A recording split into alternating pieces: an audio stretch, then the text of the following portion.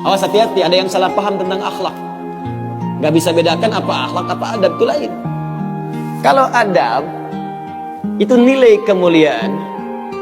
kemuliaan yang didapatkan lewat proses pendidikan, belajar, kemudian membentuk peradaban.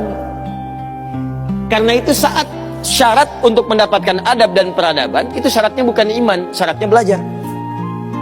Makanya di Mesir ada peradaban dulu, peradaban Mesir, peradaban Mesopotamia, ya, peradaban Yunani. Apakah saat itu beriman semua? Belum tentu. Kalau dia mau belajar, dia bisa mendapatkan adab dan bisa membangun peradaban.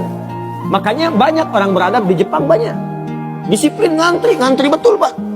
Jadi kalau benar-benar antum masuk ke tempat gak ngantri, ketahuan antum gak beradab. Bahkan untuk naik eskalator pun dibagi. Kanan untuk yang buru-buru, kiri untuk yang stay tinggal. Gak bisa antum ngobrol kanan kiri itu.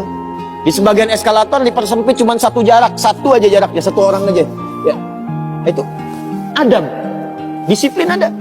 Selandia Baru bagus-bagus, disiplin, ya, jujur. Saya kemarin ke Jepang, di Tokyo, itu mau lewat zebra cross, mau nyebrang. Terus saya lihat, teman-teman, ada emas betulan, bukan Mas Yono, Mas Arif, emas betulan, anting gitu ya, anting emas, disimpan di satu tempat di pinggir jalan, ya, di dekat portal itu. Saya tanya ini kok nggak ada yang ngambil? Saya tahu sebetulnya, karena tiap tahun kita kunjungan ke sana, ke masjid kita di sana. Katanya, Masya Allah Ustaz, di sini kalau ada barang apapun ditemukan di jalan, tidak ada yang berani ngambil. Kalau dia di jalan tempat orang lewat, akan dipindahkan ke pinggir, supaya tidak rusak, tidak terkena injakan orang dan sebagainya, dan mudah orang menemukannya. Jadi kalau dia nyusur kemana, cari ke pinggirnya. Ya, kalau kemungkinan dia bisa nyampaikan, dia cari petugas kepolisian terdekat, dia sampaikan, supaya dicarikan siapa pemiliknya. Kalau bisa diantarkan, diantarkan. Itu adab namanya, adab. Jadi kalau Anda ingin mendapatkan adab, ya, ukurannya tidak hanya negeri muslim, non-muslim pun bisa mendapatkan itu. Tapi akhlak beda. Akhlak itu nilai kemuliaan yang dihasilkan dari proses ibadah kepada Allah Subhanahu wa Ta'ala. Makanya ada orang beradab tapi belum tentu berakhlak. Nilai kemuliaan yang dihasilkan dari ibadah, dan itu fitrah kehidupan. Makanya kehidupan kita saat diciptakan, ya, prosesnya disebut khalaq. Iqra bismi rabbikal ladzi khalaq, proses penciptaannya. Yang menciptakan disebut Khaliq. Quran surah Quran surah 96 ayat 1, sekarang Quran surah 15 ayat 28. Wa idz qala rabbuka lil malaikati inni khaliqun basyara. Di proses penciptaannya disebut khalaq, penciptanya disebut Khaliq. Makanya Allah disebut sang Khaliq. Kita makhluk.